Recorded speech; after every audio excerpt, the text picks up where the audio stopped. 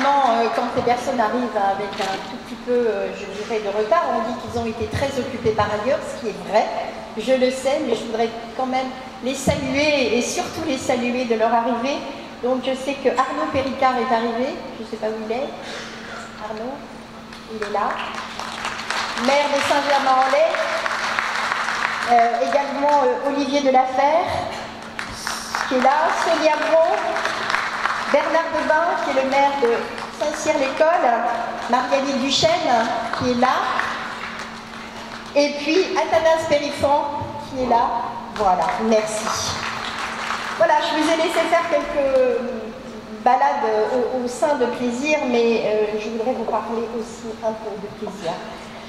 Ça veut dire qu'être élu, c'est être acrobate, jongleur, équilibriste et parfois même funambule. Je me permets ce soir d'avoir un ton un peu humoristique et je pense que vous l'accepterez, surtout quand je vous présenterai le film de la fin de notre petite soirée. Alors ici, par exemple, on vous demande de couper un arbre parce qu'il cache la lumière ou perd ses feuilles à l'automne, tandis que là, on fait une pétition pour ne pas couper un arbre malade dans un square ou dont les racines soulèvent pourtant la chaussée.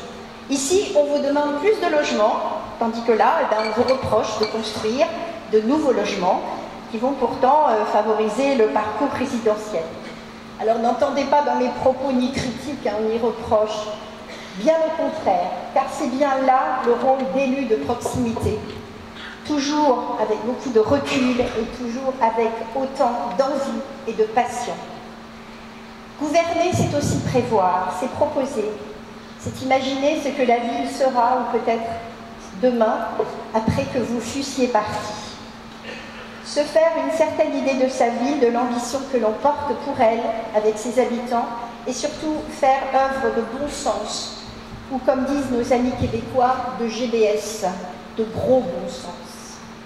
Je souhaite remercier l'ensemble du conseil municipal, les adjoints et tous les conseillers pour tout le travail qu'ils réalisent à mes côtés avec fidélité dans leurs engagements, avec compétence, disponibilité, ce qui me permet d'avoir une pensée pour leurs familles qui vivent et subissent également cet engagement total. Je voudrais qu'on les applaudisse. Merci.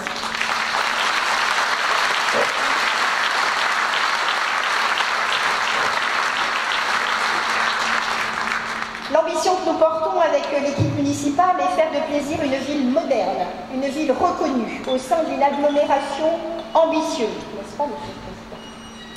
Mais une ville moderne toujours appuyée sur ses fondamentaux, à savoir l'équilibre rural-urbain, le respect et le développement de notre environnement naturel, la préservation de notre cadre de vie avec un déploiement des circulations douces et de la gestion de l'envahissement des voitures sur notre espace public. La mise en adaptabilité pour le handicap de nos équipements publics et de nos voiries, avec plus de 4 millions d'euros engagés en quelques années, mais aussi l'accueil de nos habitants, ceux qui habitent et ceux que nous attendons, la qualité de nos services publics et le tout bien sûr, dans un respect de nos valeurs fortes, fondées notamment sur la solidarité, l'intergénérationnel, la laïcité et l'égalité entre les femmes et les hommes. Si demain Plaisir devient une smart city, une ville connectée, elle devra avant tout rester une ville humaine, parce que à quoi bon être une ville connectée si on n'y vient plus pour vivre, mais simplement pour dormir et s'enfermer chez soi. Plusieurs axes portent notre ambition de Plaisir. Tout d'abord, une gestion rigoureuse, axée sur des économies de fonctionnement, très largement appliquées depuis 4 années, ce qui nous permet de l'investissement en croissance et une fiscalité maîtrisée. Nous avons d'ailleurs obtenu un rapport très positif de la CRC. Sur le plan des déplacements, les travaux de la RD 30 qui va de la RN12 en direction de Poissy sont pratiquement achevés. Chacun a pu être témoin à un moment ou à un autre de l'ampleur du chantier, près de 80 millions investis par le département et la région pour désengorger nos quartiers et notamment le centre-ville et fluidifier les liaisons nord-sud. Un projet que nous attendions depuis de nombreuses années et qui va désembouteiller et sécuriser nos rues. Un grand merci à Alain Schmitz qui avait enclenché ce projet, à Pierre Bédier, président du conseil départemental, et à mon collègue Jean-François Reynal, qui est ici présent, et qui a suivi ce dossier, qui est vice-président, voilà, qui est là, merci Jean-François, et qui a suivi ce chantier avec toutes ses équipes. Dans le même temps, le département, en partenariat avec la compagnie de Falsbourg et Imochamp, a réalisé un nouveau giratoire sur la RD11 qui permettra de mieux desservir, d'un côté, le centre commercial Grand Plaisir et de l'autre, le futur centre commercial Open Sky, avec ses commerces, mais également ses restaurants et ses cinémas. Avec la zone des Ébisoires, qui accueille depuis peu un pôle gastronomique autour de la Marnière, et de nouvelles constructions, bureaux, restaurants et activités sportives, donne à cet ensemble un développement économique hors pair qui transforme toute cette zone vieillissante. La modernité pour notre ville, c'est aussi le parcours résidentiel. Plaisir attire et séduit les promoteurs. Il suffit de voir combien il y en a dans la salle, que je salue néanmoins. Au PLU de 2007, il était prévu que la ville continue de s'étendre, mais sur des espaces naturels. Le parti d'urbanisme a été revu. Et maintenant, Plaisir, la ville, se construit sur la ville, préservant par là même ces espaces naturels que nous souhaitons préserver. Dans le cadre de nos engagements sur le développement durable, nous avons étendu le réseau de chaleur urbain. En partenariat avec le SIDOMP et Delpia, le réseau a été prolongé de 6 km, permettant le raccordement avec des résidences existantes et des résidences en construction. Le but étant également de raccorder les équipements municipaux, bien sûr, donc une chaleur propre, écologique et économique. Quand vous construisez, le premier réflexe de nos concitoyens, bien sûr, est de craindre un afflux massif de population. Il n'en est rien sur Plaisir.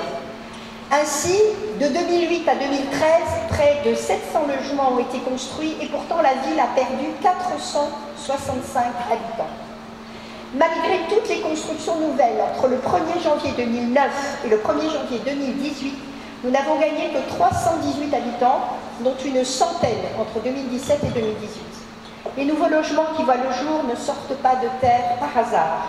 Ils offrent une mixité dans l'offre pour tous et ils viennent offrir des programmes immobiliers de qualité en lieu et place de friches, de bureaux désaffectés ou de vieux hangars. C'est en ce sens et dans le prolongement de ce qui était inscrit dans le PLU 2007 que nous avons souhaité mettre en diagnostic puis à la concertation avec les habitants un projet centre-bourg dessinant les contours de ce que pourrait être le centre-bourg de Plaisir pour les 20 à 30 années à venir. Cette étude, menée par des professionnels, Citalios pour ne pas les citer, qui sont dans la salle, des professionnels de l'urbanisme, repose sur 3 secteurs. Le Valibou, les terrains de l'ancien hôpital Charcot et bien sûr le centre ancien, c'est-à-dire le centre historique. Le Valibou, c'est un projet d'envergure dans le cadre du projet du renouvellement urbain du quartier, classé au titre des quartiers politiques de la ville. Notre ambition, eh bien, c'est de faire de ce quartier un quartier intégré aux autres et que demain, il quitte la politique de la ville, parce que ces différences auront été gommées. Ce projet est mené de concert avec l'État, mais également avec le bailleur, les résidents Sylvie Nesson, particulièrement investis, impliqués et associés à la ville dans une volonté commune de changer l'image du quartier. Je remercie M. Legros, qui est président du directoire de résidence. Ce projet a débuté avec la réhabilitation du bâti, dont les 2 premières tranches ont été achevées et dont la 3e tranche va débuter cette année. Au total, plus de 1100 logements entièrement réhabilités à la fin de 2019. Il a également débuté avec une série de démolitions, dont celle en cours de l'ancien parking du silo, qui après le dernier coup de bulldozer permettra enfin d'ouvrir une vraie fenêtre sur et pour le quartier. Enfin, ce projet a débuté avec la réalisation des 3 fresques que vous avez pu voir sur le film et sur lequel je ne ferai qu'une seule remarque, c'est remercier Résidence, 50 ans en Yvelines, JC Deco et la Caisse des dépôts et bien sûr Cité Création qui ont participé à ce projet. Le second secteur, c'est celui qui est en plein devenir, c'est-à-dire suite au regroupement de la GMS et de l'hôpital Charcot depuis le 1er janvier 2018, la reconstruction en cours du site des 2 hôpitaux consécutivement à cette fusion est en passe de libérer, sous 5 à 10 ans, un foncier considérable en centre-ville. Le devenir de ce foncier ne peut pas ne pas être réfléchi, concerté et projeté dans une vision globale. C'est ce à quoi nous nous attachons eu égard au formidable potentiel de ce site, avec une mutation qu'il ne faut en aucun cas louper. Et je sais compter sur M. Bérard, le directeur de l'hôpital, pour travailler de concert sur cette réalisation. Enfin, le troisième secteur, le centre-ville, un devenir qui devra intégrer l'ancienne gendarmerie, mais également un centre administratif permettant de regrouper nos services épars sur la ville. Un devenir qui va intégrer également le déplacement du mur du château qui va être remplacé par des grilles permettant d'offrir une perspective enfin sur une véritable liaison entre la ville, le château et son parc, ainsi qu'une renaturation du parc. Et je remercie M. Giordano, qui est ici présent, qui est architecte au niveau des bâtiments de France, qui travaille avec nous. Soucieuse de l'humain, d'une ville à vivre pour toutes et tous, Plaisir a bâti un projet ville solidarité, projet concerté avec plus de 90 partenaires et associations, projet transversal sur mesure pour les publics fragilisés. Ce projet ambitieux, mené avec Ginette Faron, adjointe déléguée aux familles et à la solidarité, qui est ici présente et je vais lui demander d'avancer, nous a valu d'être désignés élus solidaires d'Île-de-France par l'Association des maires d'Île-de-France et voisins solidaires et d'intégrer le réseau des élus solidaires d'Île-de-France. Et pour cela, j'accueille M. Athanase Périfond, qui pourra me rejoindre.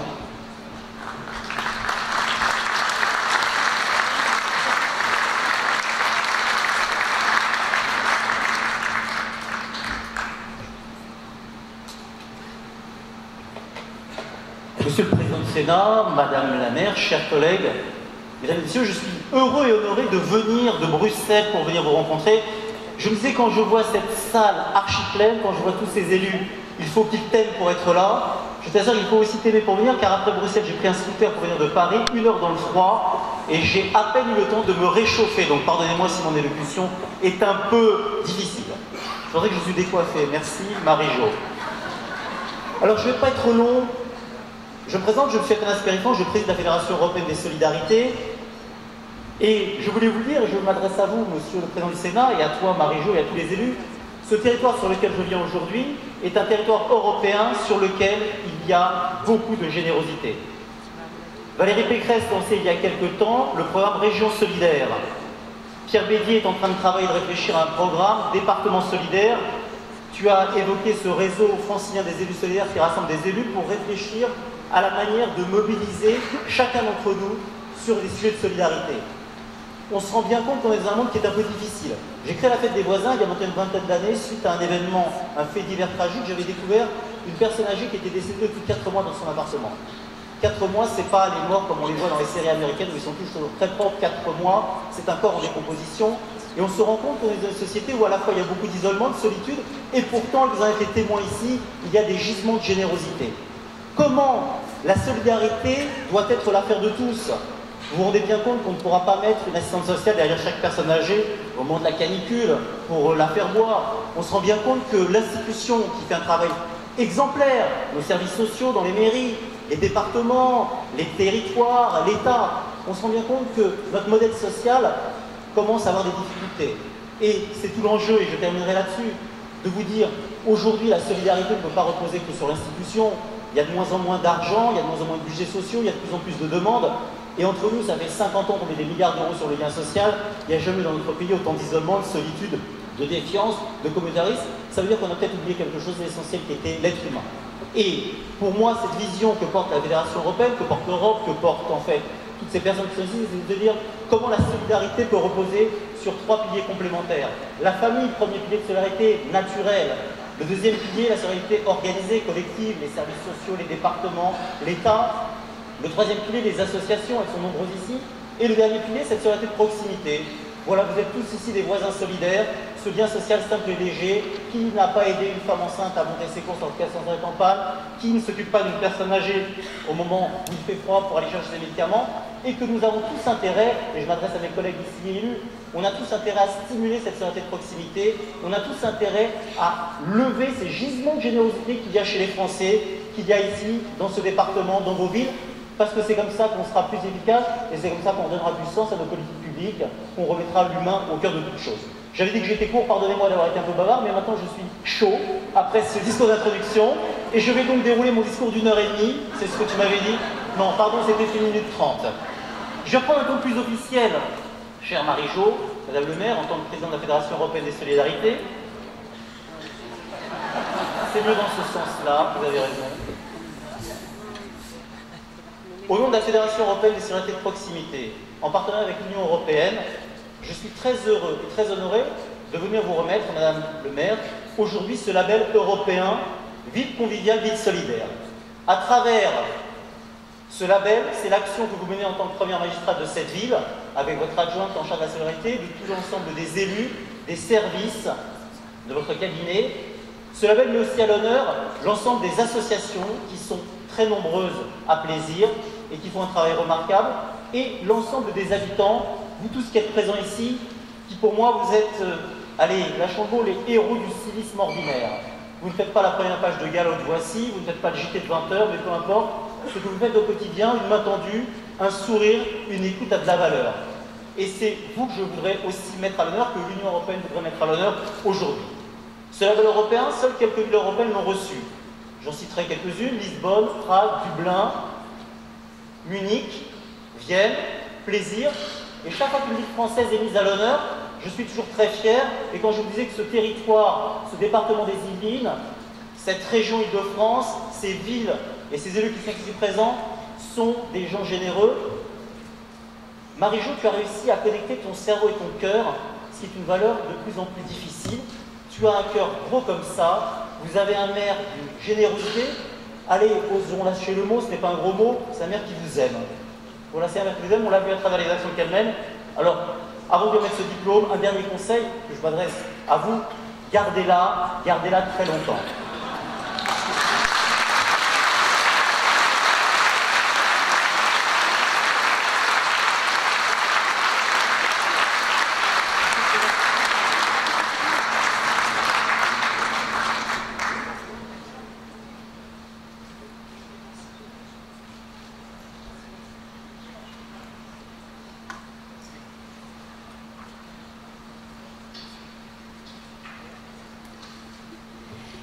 Merci, Monsieur le Président. T'es descendu, là? Ah bon? Non, c'est bon. Alors, j'en ai plus pour très longtemps, ne vous inquiétez pas. Oh, parce qu'il a pris beaucoup de temps, le Président Athanase. Je plaisante. Merci, en tout cas. Vraiment, d'être venu de Bruxelles, c'est pas la porte à côté. Merci. En scooter, oui, en plus. Donc... Alors, au rang de la solidarité, il y a également un dossier qui me tient à cœur, c'est celui de la désertification médicale. Je ne saurais dire combien d'appels et de courriers je reçois par semaine concernant cette question très préoccupante. Vieillissement de nos praticiens, normes uniques imposant des travaux économiquement lourds qui contraignent des cabinets entiers à fermer, tout ceci n'épargne aucune de nos villes et aucun de nos villages. Je n'ai jamais eu une vocation de Don Quichotte, mais même si l'installation médicale résulte du seul bon vouloir des praticiens, même si un maire n'a que peu de marge de manœuvre sur la question, avec mon équipe, nous avons souhaité prendre le sujet à bras-le-corps. Réunissant tous les pharmaciens et les médecins de la ville, j'ai également souhaité faire appel à un médecin de plaisir en retraite, le docteur Jean-Jacques Morel, qui est ici dans la salle et que je remercie aussi, qui nous accompagne sur ce dossier. Ainsi, la ville a-t-elle accompagné activement l'ouverture d'un cabinet médical au centre commercial Pasteur et un autre centre en cours de construction à l'Aqueduc. Nous travaillons également très activement en relation avec Saint-Quentin-en-Yvelines et le département à la création d'une maison de santé pluridisciplinaire. Dans le même temps, j'ai personnellement tenu à sensibiliser les nouveaux promoteurs qui construisent sur la ville afin de prévoir dans les nouveaux immeubles des cellules possibles pour accueillir les médecins. Pour terminer, avec la naissance du centre hospitalier de plaisir, la nouvelle structure va pouvoir ouvrir ses portes aux habitants pour ce qui concerne la radiologie, l'imagerie médicale, un vrai plus pour nos habitants et un vrai atout de proximité pour les autres praticiens plaisirois. Je recevrai la semaine prochaine Madame Agnès Buzyn, ministre de Solidarité et de la Santé, spécialiste de la question, de par son parcours de praticienne hospitalière, bien au fait de la question avec que je tiens à partager ce dossier qui est devenu une priorité. Mais notre ambition du bien vivre ensemble ne s'arrête pas là, puisque nous avons initié l'an passé dans un nouveau projet concerté avec nos jeunes, nos seniors, nos associations et nos partenaires, un projet intergénérationnel adopté en conseil municipal d'octobre dernier. Ce projet tend à tisser des liens entre nos plus jeunes et nos seniors. Effectivement, comme vous le voyez, nos engagements sont tournés vers toutes les générations. Petite enfance avec plus de 110 berceaux et des professionnels de grande qualité, un engagement vers nos 28 écoles avec des investissements à hauteur de plus d'1 million d'euros par an. Nous avons également changé toutes les aires de jeu de la ville dans les écoles et les espaces publics. Et malgré les baisses drastiques que nous subissons, nous ne baissons pas les aides aux associations et les investissements pour le sport seront très importants en 2018 avec des parcours sportifs dans le parc du Château, mais également dans le parc des 4 saisons.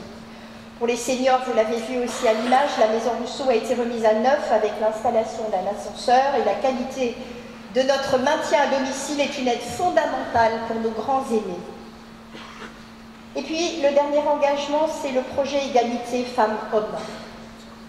En mai 2014, j'avais eu l'honneur de signer pour le compte de notre ville la Charte européenne pour l'égalité femmes-hommes dans la vie locale en présence du président de la République à l'Hôtel de Ville de Paris. Ce projet, j'y crois de longue date.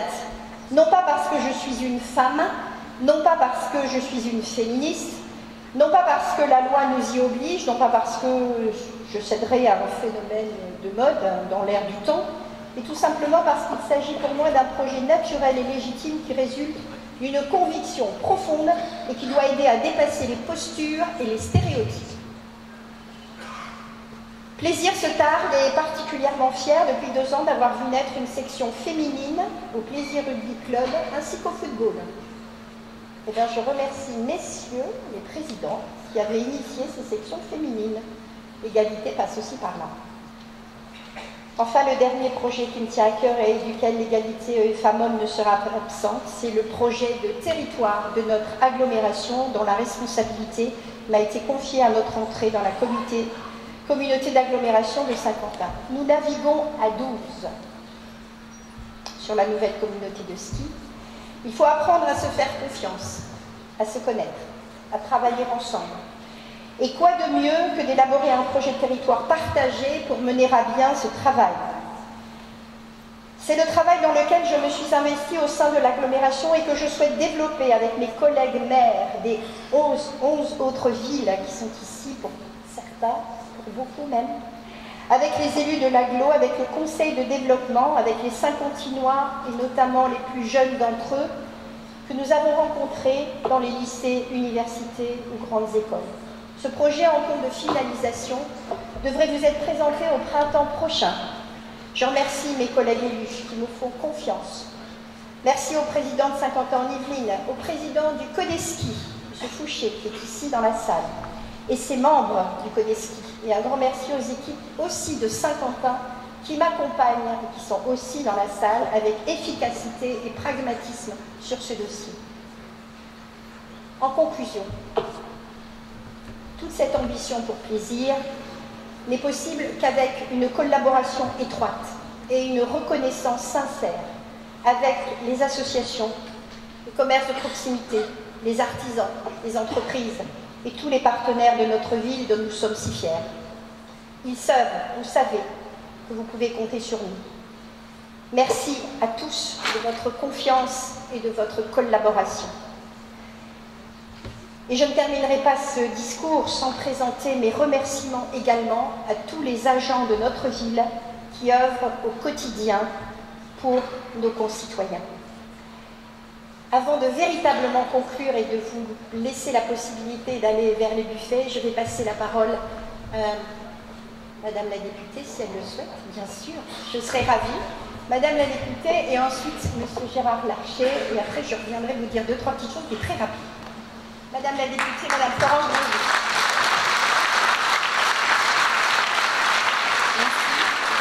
Merci Madame le maire, Monsieur le président du Sénat, Mesdames et Messieurs les maires, Mesdames et Messieurs les conseillers municipaux, Mesdames et Messieurs, je suis ravie d'être présente ce soir. Il n'était pas prévu que je fasse un discours, mes collaborateurs avaient demandé s'il y avait un discours, il était précisé non. Mais je vous remercie Madame le maire, c'est tout à votre honneur que de me donner la possibilité donc de vous saluer, de vous souhaiter une bonne et heureuse année 2018. Nous avons entendu beaucoup de choses. Je voudrais simplement rappeler qu'effectivement la solidarité est particulièrement importante. La solidarité, elle se construit. La solidarité, elle ne se décrète pas. Notre président Emmanuel Macron a fait le choix, effectivement, lui avait donné cette possibilité de réformer le pays en profondeur. Des engagements ont été pris et nos engagements seront tenus. Nous avons commencé à voter un certain nombre de lois, que ce soit pour la sécurité intérieure et la lutte contre le terrorisme, que ce soit la loi de moralisation de la vie publique, que ce soit les lois travail. Nous continuerons, nous tiendrons nos engagements. Pourquoi? Eh bien parce que nous avons le souhait de réformer ce pays. Il en a besoin. Nous sommes un des pays les plus endettés de l'OCDE. Nous ne pouvons continuer à alourdir la dépense publique. Nous avons donc des contraintes, nous avons des obligations. En ce qui concerne donc le programme que nous allons mener, bien évidemment, nous allons accentuer la réforme du contrat social. Nous allons travailler sur des grands chantiers qui sont les lois pour réformer la formation professionnelle, loi pour réformer l'apprentissage, loi pour réformer l'assurance chômage, loi pour réformer également le logement. Quand on sait le coût des politiques du logement, 40 milliards d'euros ces dernières années, et quand on voit les résultats, le nombre de personnes qui sont à la rue, nous ne pouvons continuer comme ça. Je dois dire que j'ai été élue depuis 6 mois et je travaille d'arrache-pied avec l'ensemble des élus. Et je remercie Madame le maire, je remercie la grande républicaine que vous êtes, qui me donnait également la possibilité de m'exprimer ce soir. Merci Madame le maire, parce que vous avez été une des premières à nous ouvrir les portes de votre mairie pour mettre en place une